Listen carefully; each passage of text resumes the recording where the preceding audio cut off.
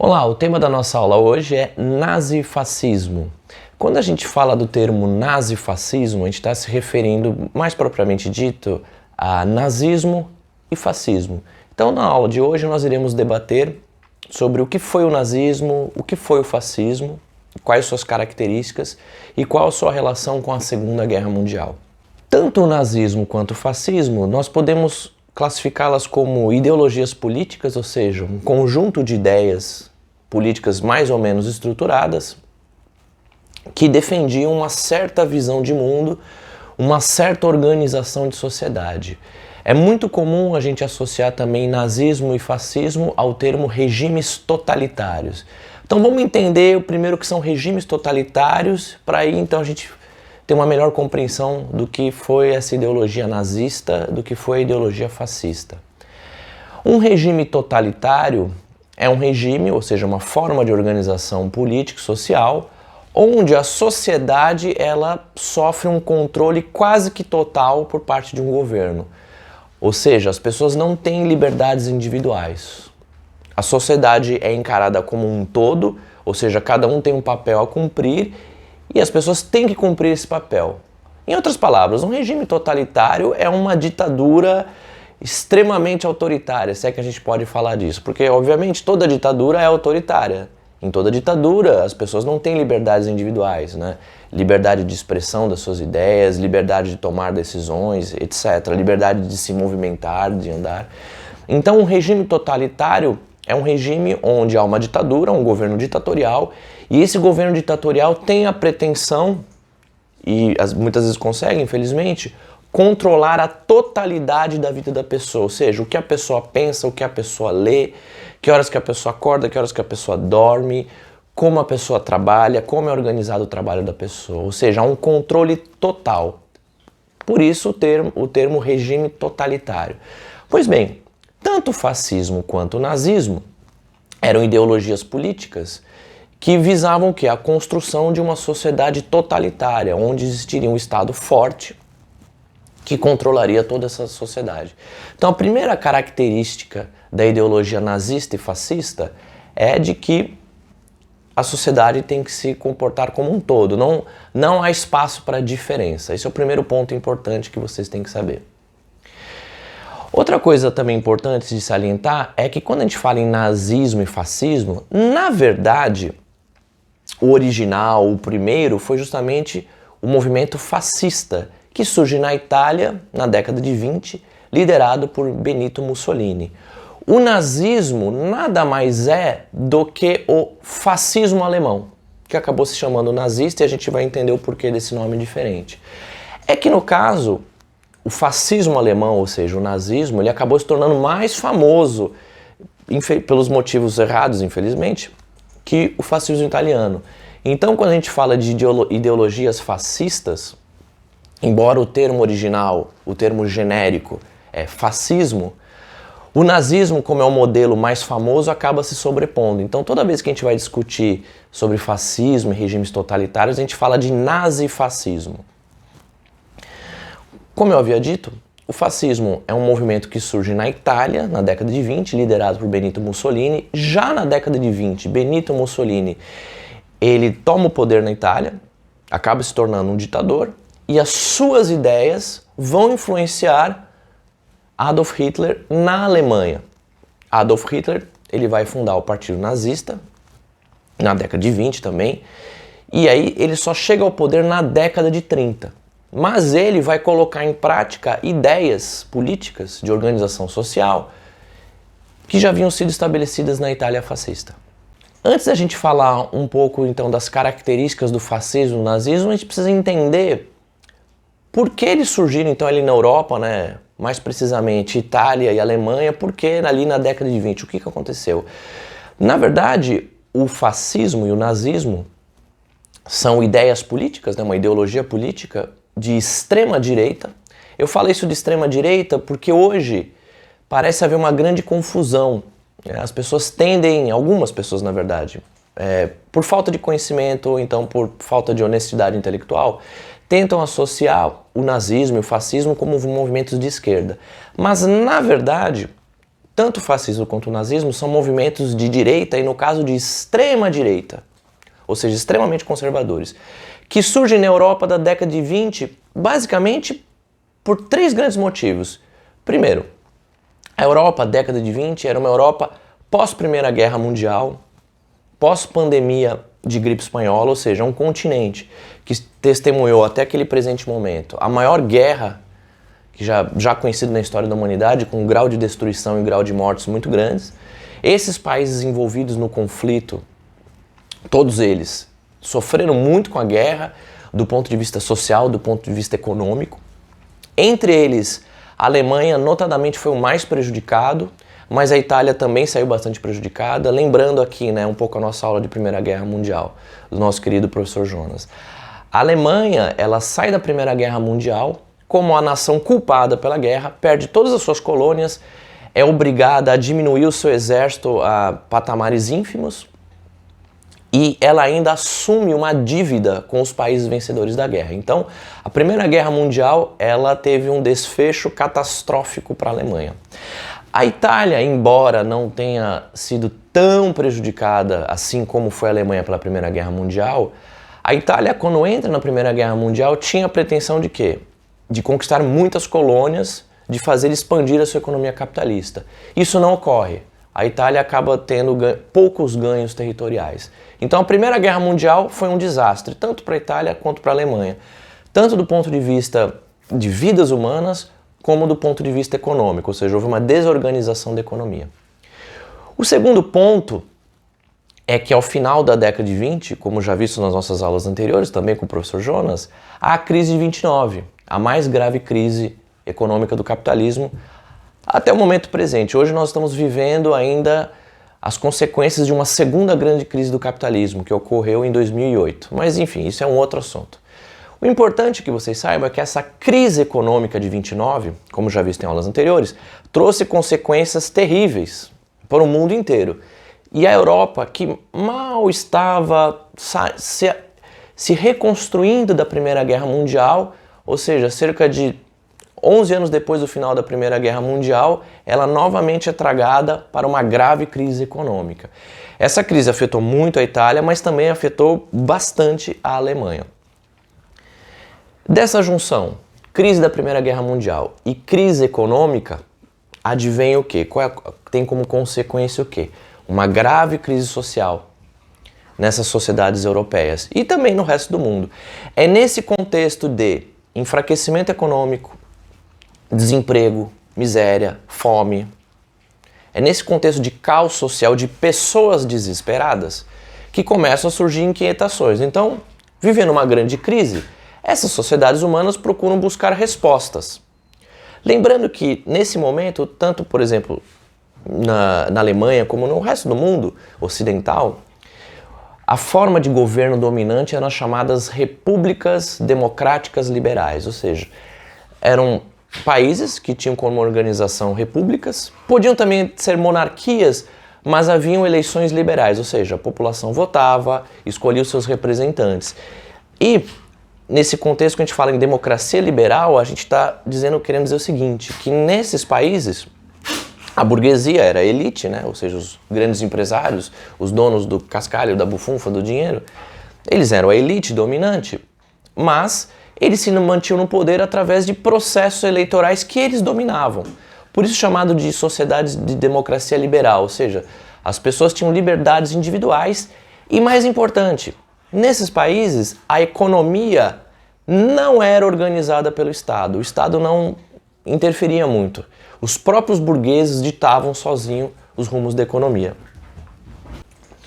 Lembrando que nesses países, na Europa, nos Estados Unidos, no Brasil também, esse modelo de economia liberal é que leva à crise de 29, como vocês já viram em aulas anteriores. Então, no mundo inteiro, especialmente na Europa, começam a surgir questionamentos, começam a se buscar alternativas a essa crise dessas democracias liberais, esse jeito de se organizar. Por um lado, pela esquerda, pelas ideias de esquerda, havia uma resposta para isso. A resposta para isso era a Revolução Socialista / Comunista, que já havia se iniciado na Rússia, que havia se tornado a União Soviética. Pois bem, o que a gente chama de fascismo e nazismo é justamente uma resposta a essa crise dessas democracias liberais e também uma resposta alternativa às ideias socialistas. Então, isso é muito importante que fique claro, o fascismo e depois o nazismo, eles surgem como respostas, como contraponto, como adversários das ideias socialistas, comunistas e anarquistas. Então, a burguesia da Itália e da Alemanha, por exemplo, se viu numa encruzilhada. Se ela defendesse essas democracias liberais, ela estaria arriscada a ver uma revolução socialista ocorrer. Aliás, na Alemanha, em 1919, logo após o final da Primeira Guerra Mundial, quase ocorre um movimento revolucionário socialista na Alemanha. A Alemanha tinha o maior universo operário da Europa. Ou seja, era um país extremamente industrializado. Sendo um país extremamente industrializado, você tem muitos operários. Então, na Alemanha, após a Primeira Guerra Mundial, nessa crise, nessa desagregação do país após a Primeira Guerra Mundial, quase ocorreu uma revolução socialista. E é justamente isso que fez a burguesia se assustar e fizeram setores conservadores a pensar em uma alternativa à democracia liberal, que passou a ser vista como um regime fraco, frágil, um regime que a qualquer momento poderia ser derrubado então por uma revolução socialista. E é nesse contexto então de crise econômica, crise social e medo das ideias socialistas e comunistas que surge o fascismo na Itália e o nazismo na Alemanha, que vai praticamente copiar todas, né? O Adolf Hitler vai copiar todas as ideias do Benito Mussolini. Para a gente não ficar aqui só na falação, vamos provar que o fascismo e o nazismo são ideologias de extrema-direita e no seu cerne, no seu núcleo, nós temos essencialmente uma posição anticomunista. Para isso, vamos direto à fonte. Este aqui é um livro detestável chamado Minha Luta, escrito por Adolf Hitler, em alemão original é Mein Kampf. Ele foi escrito quando Hitler foi preso na década de 20. Ele, no começo dos anos 20, ele tenta dar um golpe na Alemanha, tomar o poder, não consegue, ele acaba sendo preso. Ele fica pouco tempo preso, porque na época ele já tinha um apoio popular grande, ele acaba recebendo uma pena quase que irrisória de um pouco mais de um ano. Nesse tempo que ele ficou preso, ele escreveu um livro, muito mal escrito, diga-se de passagem, que é chato de ler, extremamente repetitivo e que contém o conjunto das ideias dele.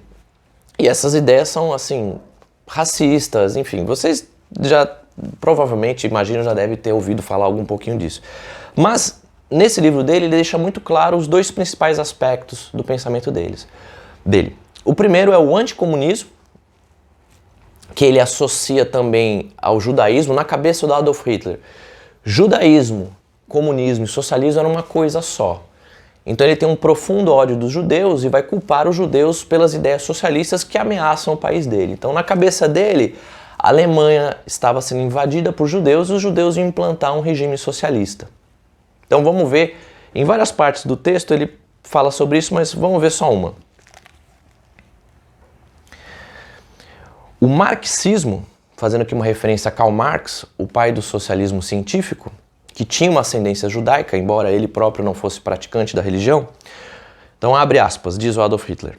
O marxismo aparece como a tentativa dos judeus para enfraquecer, em todas as manifestações da vida humana, o princípio da personalidade e substituí-lo pelo prestígio das massas.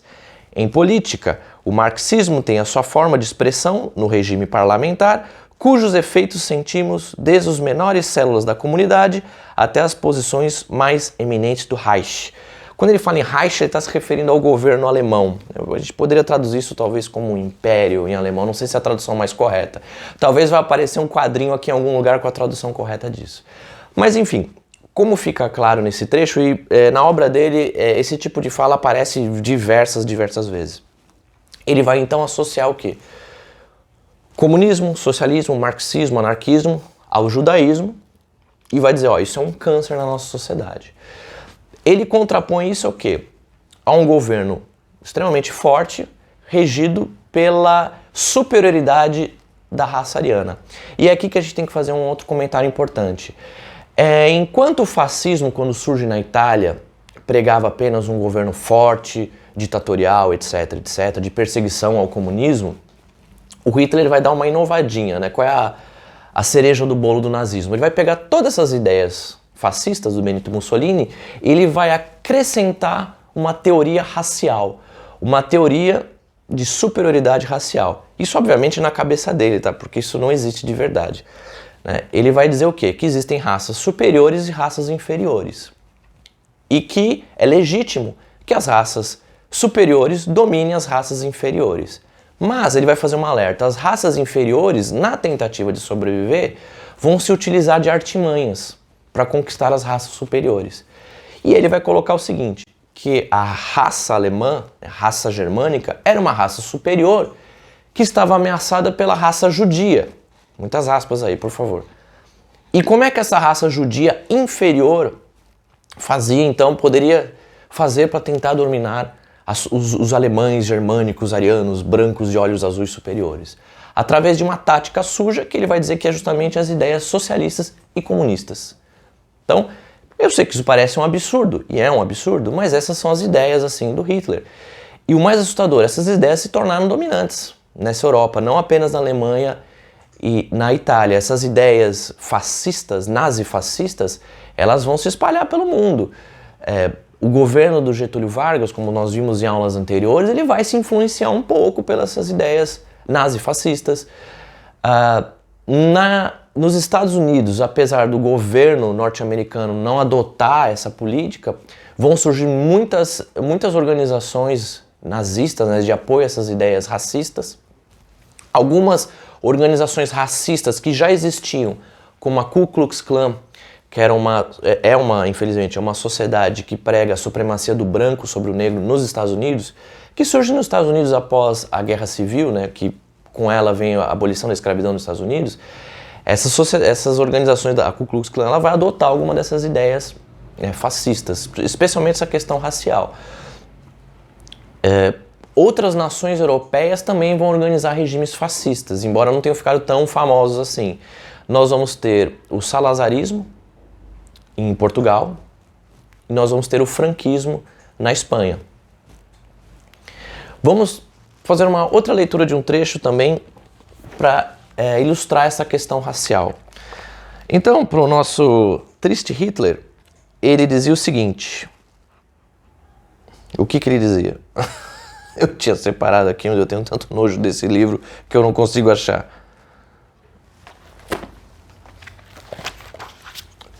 Ah, sim. Ainda bem que ele traz um resumo. Inúmeras provas... Não. Com assombrosa clareza, ela demonstra que a mistura de raças. Em toda mistura de sangue entre o ariano, ou seja, o branco, loiro de olhos azuis, e povos inferiores, aí pode ser tanto o judeu, quanto o oriental, quanto o negro, quanto o latino, o resultado foi sempre a extinção do elemento civilizador. A América do Norte, cuja população decididamente, ou seja, os Estados Unidos, na sua maior parte, se compõe de elementos germânicos que só muito pouco se misturaram com povos inferiores de cor, ou seja, negros, apresenta outra humanidade e cultura do que a América Central e do Sul, a América Latina, onde os imigrantes, quase todos latinos, espanhóis e portugueses, se fundiram em grande número com habitantes indígenas. Bastaria esse exemplo para fazer reconhecer clara e distintamente o efeito da fusão de raças. O germano do continente americano elevou-se até a dominação deste, por ter conservado mais puro e sem mistura. Ali continuará a imperar enquanto não se deixar vitimar pelo pecado na mistura do sangue. Então, enfim, o que ele está querendo dizer com esse absurdo?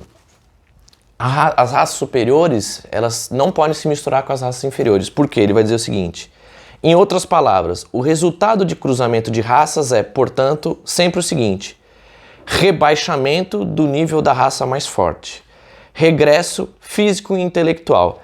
Enfim, ele vai falar esse monte de besteira.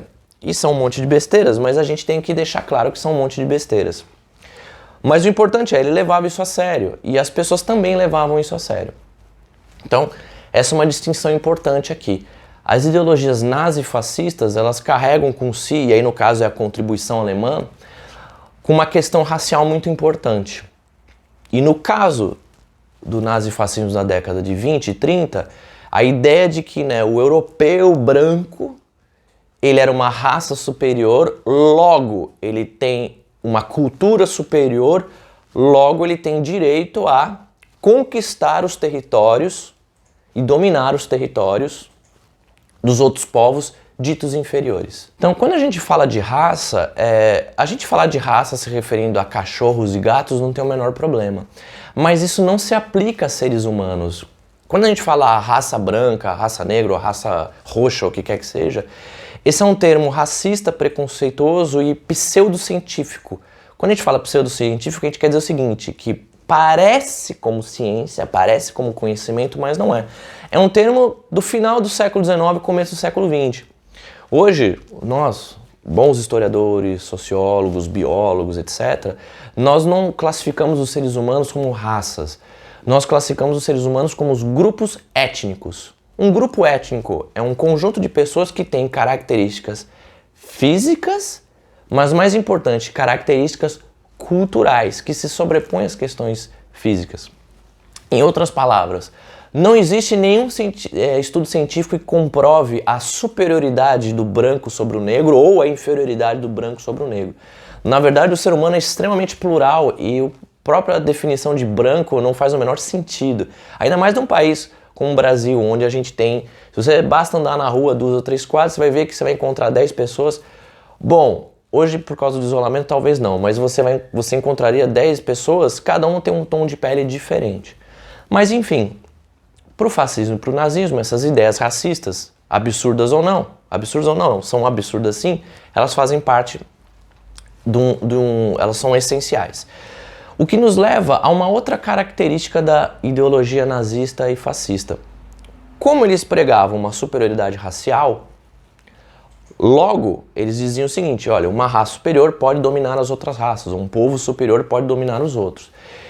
Então a ideologia fascista e nazista era uma ideologia que justificava o imperialismo, ou seja, legitimava guerras. Ah, você pode ir lá e conquistar o outro, você não é mais forte? O mais forte pode e deve se sobrepor ao mais fraco. Aqui eu já adianto que o nazismo e o fascismo vão ser os grandes causadores da Segunda Guerra Mundial, que a gente vai ver em próximas aulas. Então, por trás do nazismo e do fascismo, principalmente no caso da Alemanha, há uma noção de revanchismo. Ou seja, nós temos que ter um segundo round da Primeira Guerra Mundial. Se a Alemanha, que é a raça superior, se é a nação da raça superior, perdeu a Primeira Guerra Mundial, isso não está certo. Houve alguém que passou a perna em alguém. A gente precisa provar a nossa superioridade. Então o nazismo e o fascismo, eles pregam a militarização da sociedade. Então a sociedade passa a ser vista do ponto de vista militar, ou seja, extremamente hierarquizada, cada um tem o seu papel a cumprir, e os jovens desde cedo vão ser obrigados a passar por um treinamento para se preparar para uma eventual guerra.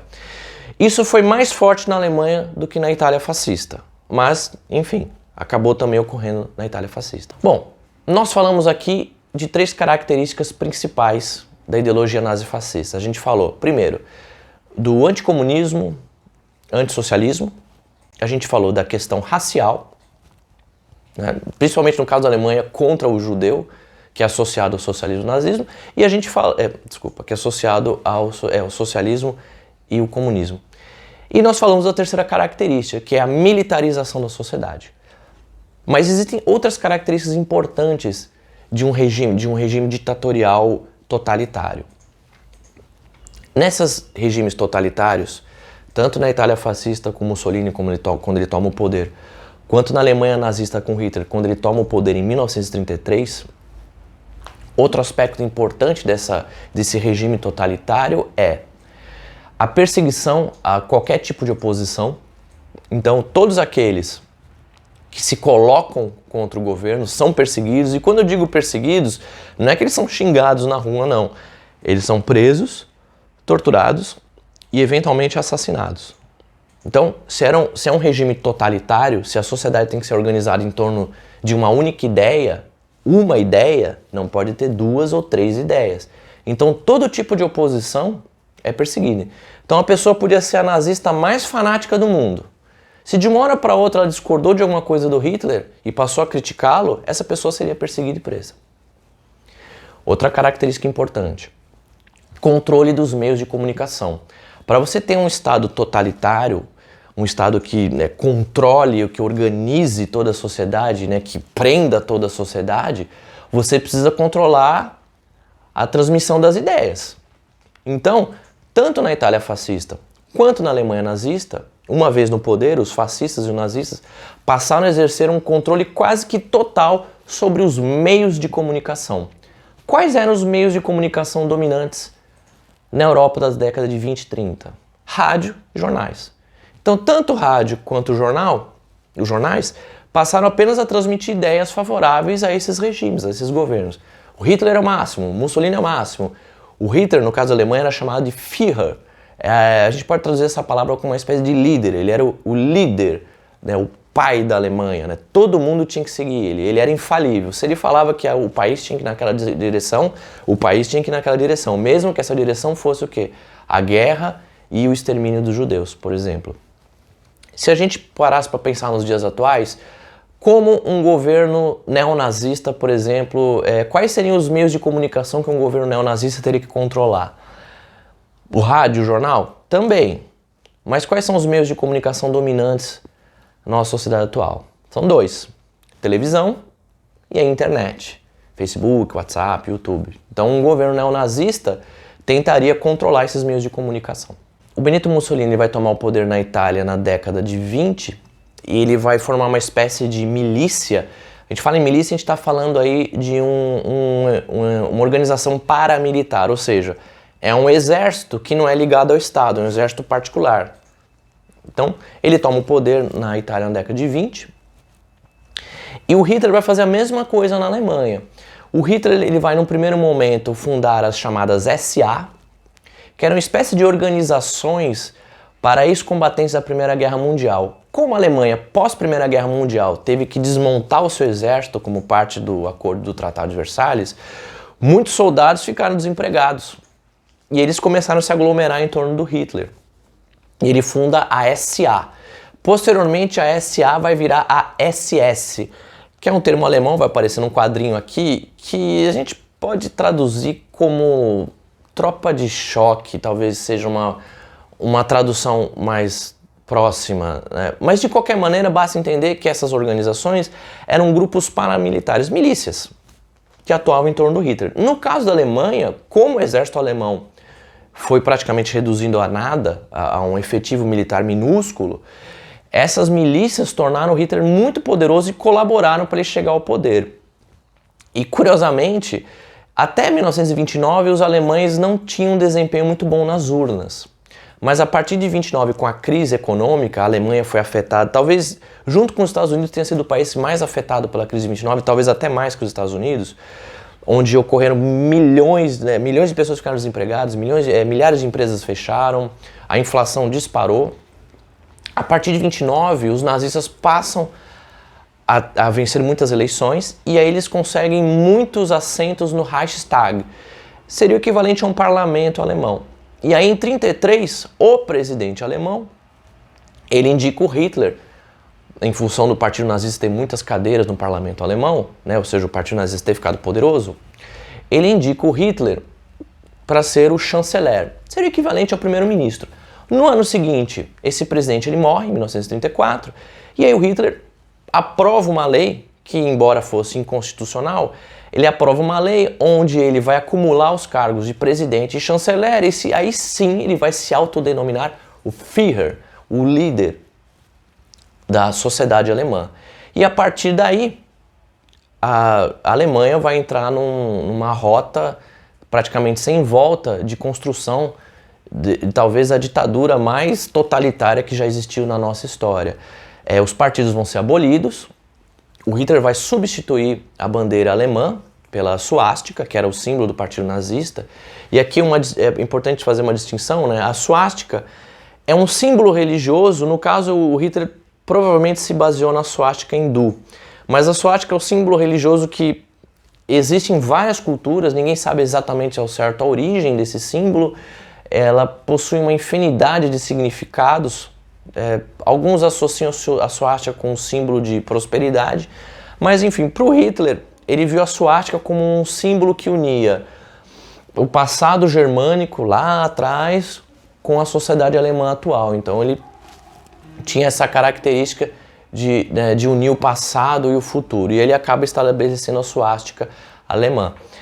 E então é importante saber, porque vocês podem ver essa suástica a suástica não nazista em outros lugares e não vão pensar que essas pessoas são nazistas, tá?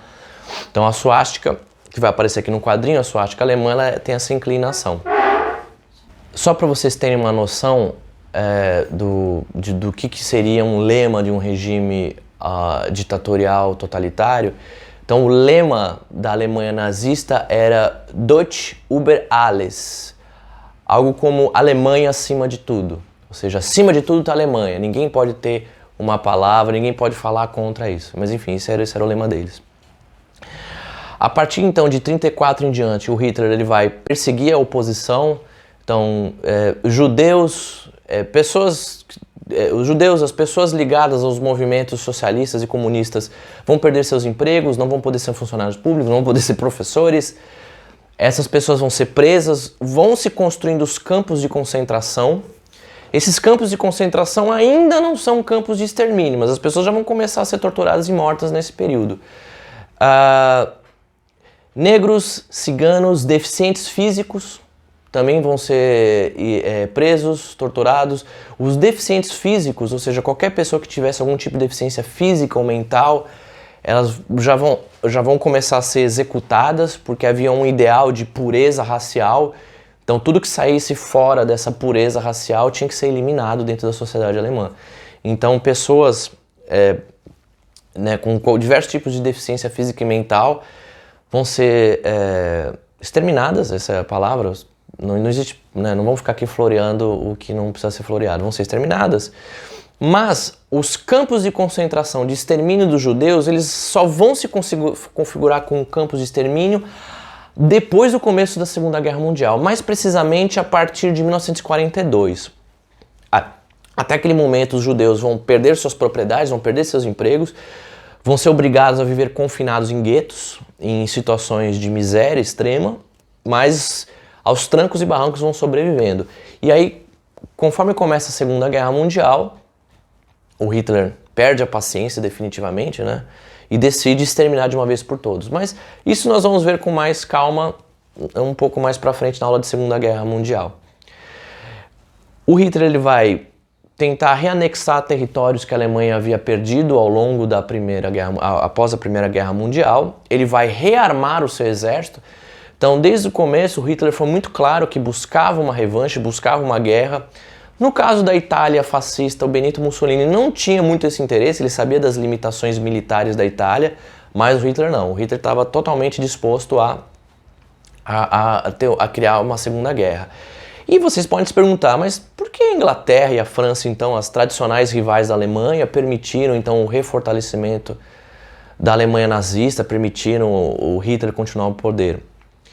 Tanto para a França e a Inglaterra, as principais potências europeias da época, apesar de eles não verem com bons olhos o Hitler, eles sabiam que o Hitler era um obstáculo ao avanço do socialismo soviético. Então foi permitido ao Hitler se reforçar, porque via-se nele dos males o menor na cabeça desses governantes franceses e ingleses. Porém, o tiro acaba saindo pela culatra, porque o Hitler decide então rearmar a Alemanha e reanexar diversos territórios.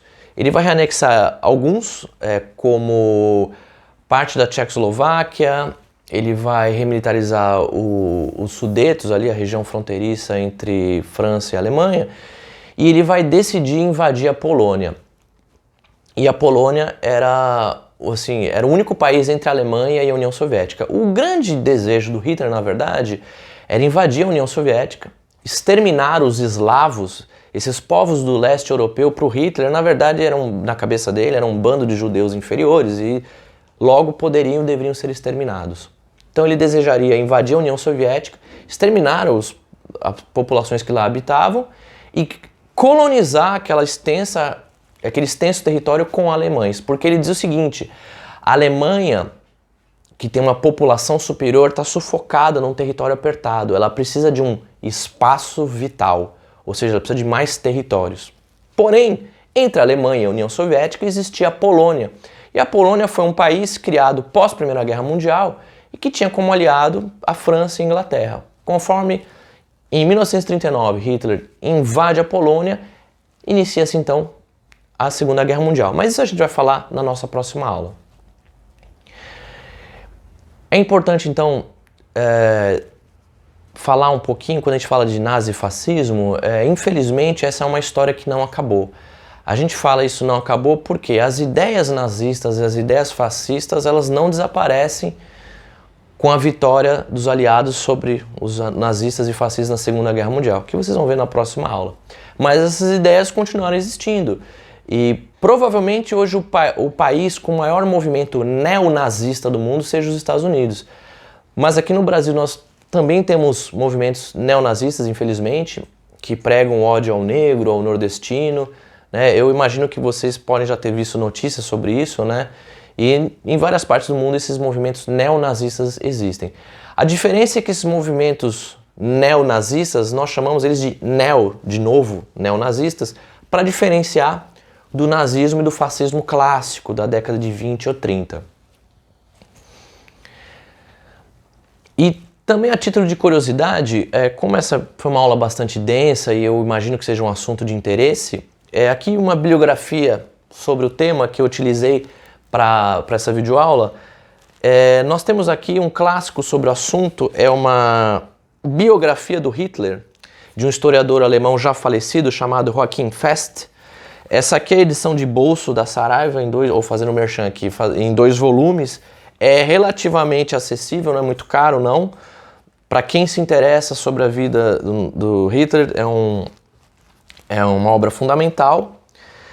Aqui nós temos um livro mais recente, Como Funciona o Fascismo, a Política do Nós e Eles, de um filósofo norte-americano, Jason Stanley. É um livro também muito interessante porque ele vai falar do fascismo, nazismo da década de 20 e 30 e vai falar do neonazismo. E ele vai dizer que basicamente no centro da ideologia nazista e fascista está essa ideia de nós e eles. Temos nós e tem eles, os diferentes. Tudo que é diferente é nosso inimigo, então a gente tem que combater o diferente para tudo ser homogêneo, uma coisa só. Um livro mais antigo, de um filósofo brasileiro, Leandro Conder, Introdução ao Fascismo, também é um livro bastante acessível, relativamente barato.